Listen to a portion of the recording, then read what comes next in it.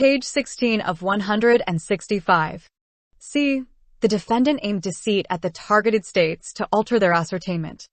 And appointment of electors. Shortly after Election Day, the defendant began to target the electoral process at the state level by attempting to deceive state officials and to prevent or overturn the legitimate ascertainment and appointment of Biden's electors.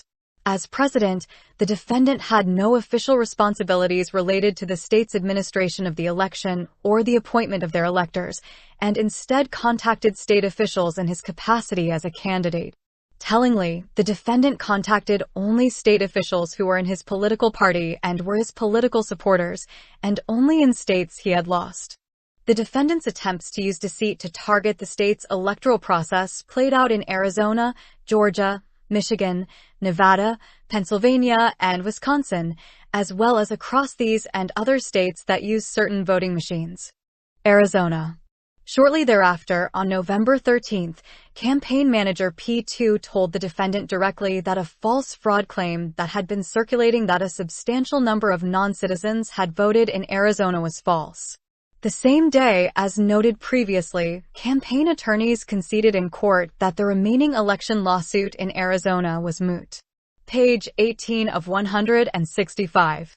The Arizona governor, P16, advised them that Arizona had certified the election.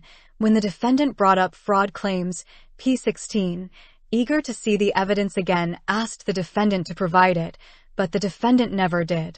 Instead, later that evening and into the following morning, the defendant repeatedly publicly attacked P16, as well as Georgia Governor P17, on Twitter, retweeting posts by others, such as, "Who needs Democrats when you have Republicans like P17 and P16? Page 19 of 165. On November 22nd, the defendant NCC1 called P18 the Speaker of the Arizona House of Representatives. CC1 did most of the talking. During the call, the defendant levied multiple false fraud claims including of non-citizen, non-resident, and dead voters that affected the defendant's race and asked P18 to use them as a basis to call the state legislature into session to replace Arizona's legitimate electors with illegitimate ones. For the defendant. When P18 voiced his deep skepticism, CC1 said, "Well, you know, we're all kind of Republicans, and we need to be working together." Page 21 of 165. Georgia. The defendant had early noticed that his claims of election fraud in Georgia were false. Around mid-November, campaign advisor P4 told the defendant that his claim that a large number of dead people had voted in Georgia was false. The defendant continued to press the claim anyway, including in a press appearance on November 29th, when he suggested that a large enough number of dead voters had cast ballots to change the outcome of the election in Georgia. 4 days later, on December 3rd, CC1 orchestrated a presentation to a judiciary subcommittee of the Georgia State Senate. And at the hearing, CC1 arranged for co-conspirators and agents to repeat the false dead voter claim. Page 22 of 165. The claim was so patently false that everyone around the defendant knew it. During the hearing, Chief of Staff P21 and P9 exchanged text messages on their personal phones confirming that a campaign attorney had verified that claim of more than 10,000 dead voters was false and that the actual number was around 12 and could not be outcome determinative.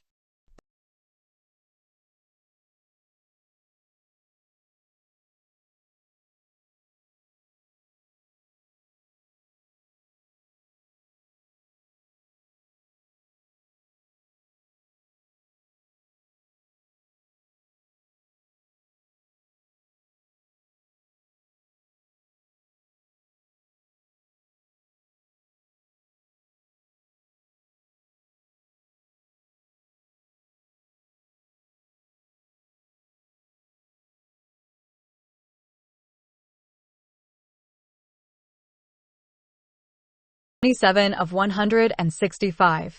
In the post-election period, the defendant also made false claims in court about fraud in Georgia unsuccessfully.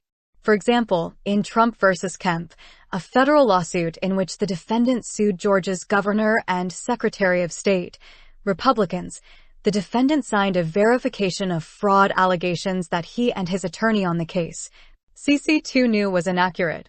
Page 28 of 165. On January 2nd, Georgia Secretary P33 appeared on Fox News and said that various rumors of election fraud were false, and the defendant had lost in Georgia. Our office has been very busy with what I call the rumor whack-a-mole. Every day, our rumor will pop up and then we whack it down. What we do is, we basically whack it down with the truth. And people can handle the truth sometimes because they very disappointed in the results. And I get that. I voted for President Trump also, but at the end of the day, we did everything we could. We did an audit of the race.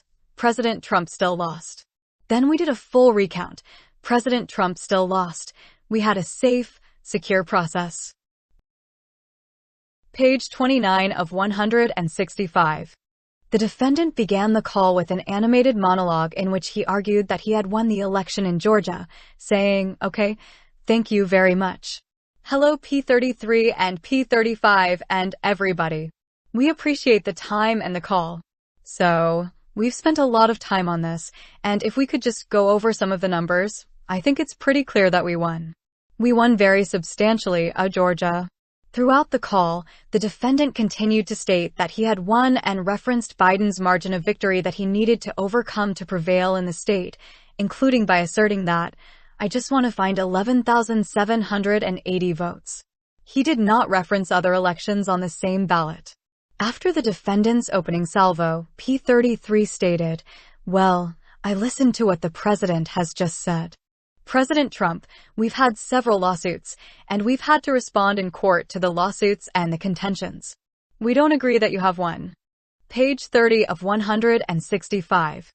At one point, the defendant became frustrated after both P33 and P35 explained repeatedly that his claims had been investigated and were not time, and the defendant stated, "And you're gonna find that they are, which is totally illegal. It's more illegal for you than it is for them because you know what they did and you're not reporting it.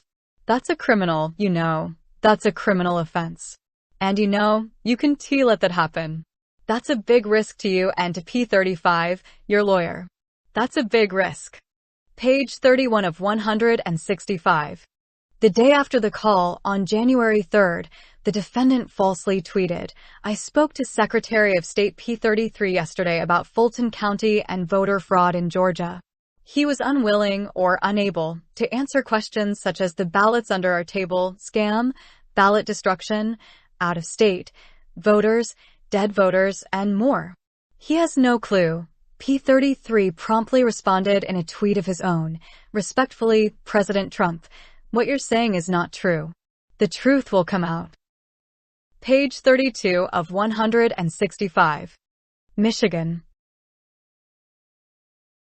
Over the course of the meeting, the defendant dialed in both P9 despite her request not to participate, and CC1. P21 was present for some, but not all, of the meeting. After some small talk with the legislators in the Oval Office, the defendant raised various fraud claims, including that he had lost Michigan because of fraud or misconduct in Wayne County, where Detroit is located. P37 corrected the defendant and told him that he had lost primarily because in two routinely Republican counties, the defendant had underperformed with educated females. And if he had received the same number of votes there as the two winning local sheriffs, he likely would have won Michigan. Page 33 of 165. Immediately after the meeting, P37 and P38 released a public statement in which they stated that they had not yet been made aware of any information that would change the outcome of the election in Michigan. On November 21st, the defendant acknowledged P37 and P38's statement when he tweeted, "This is true, but much different than reported by the media," and implicitly conceded that he had not provided evidence of fraud yet when he added, "We will show massive and unprecedented fraud." Days later, the defendant's campaign declined to request a statewide recount in Michigan, for which it would have had to pay unless the recount succeeded in changing the outcome of the election. Page 34 of 165. On December 7th, CC1 attempted to send P37, Michigan's Senate Majority Leader, a message, though failed because he typed the wrong number into his phone. So I need you to pass a joint resolution from the Michigan legislature that states that, *, the election is in dispute, *, there's an ongoing investigation by the legislature, and *, the electors sent by Governor Whitmer are not the official electors of the state of Michigan and do not fall within the safe harbor deadline of December 8th under Michigan law.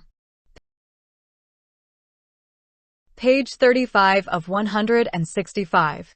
P37, Michigan's Senate Majority Leader. Public statement included, "We have not received evidence of fraud on a scale that would change the outcome of the election in Michigan." P38, Michigan's Speaker of the House, stated, in part, "We've diligently examined these reports of fraud to the best of our ability. I fought hard for President Trump. Nobody wanted him to win more than me. I think he's done an incredible job. But I love our republic too.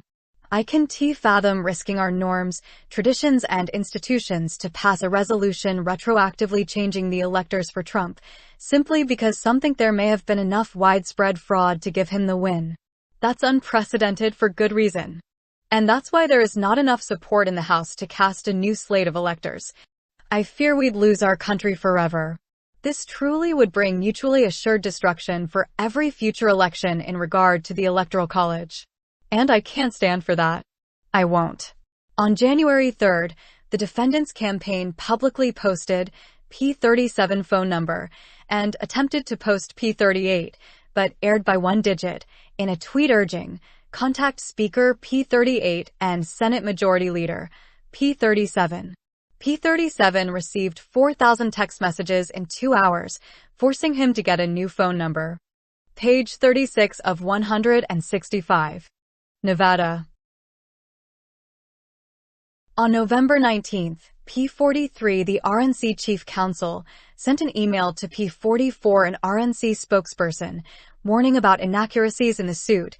"Just FYI that I don't believe the claims in the contest regarding dead voters.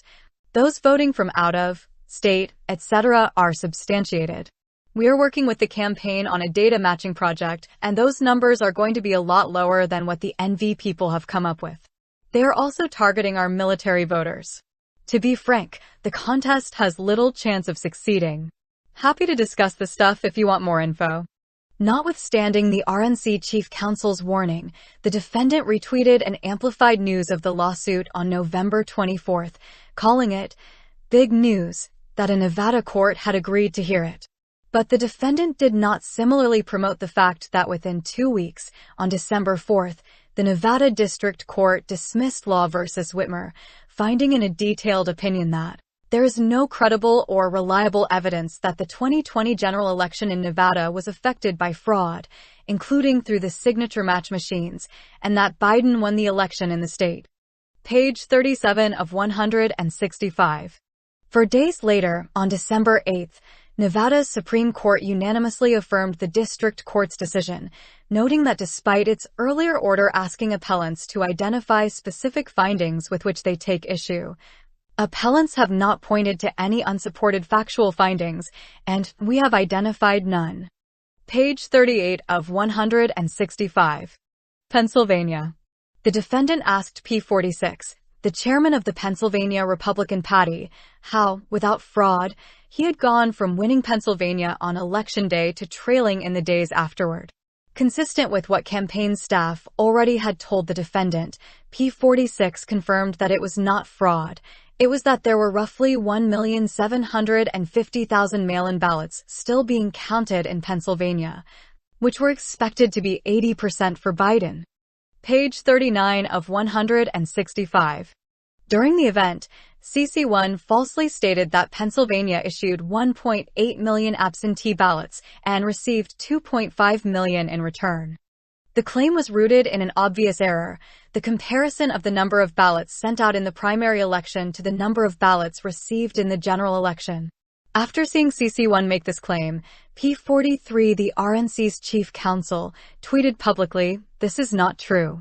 In the following days, campaign staff internally confirmed that CC1 was lying, when one campaign staffer wrote in an email that claim was just wrong, and There's no way to defend it, P3 responded. We have been saying this for a while.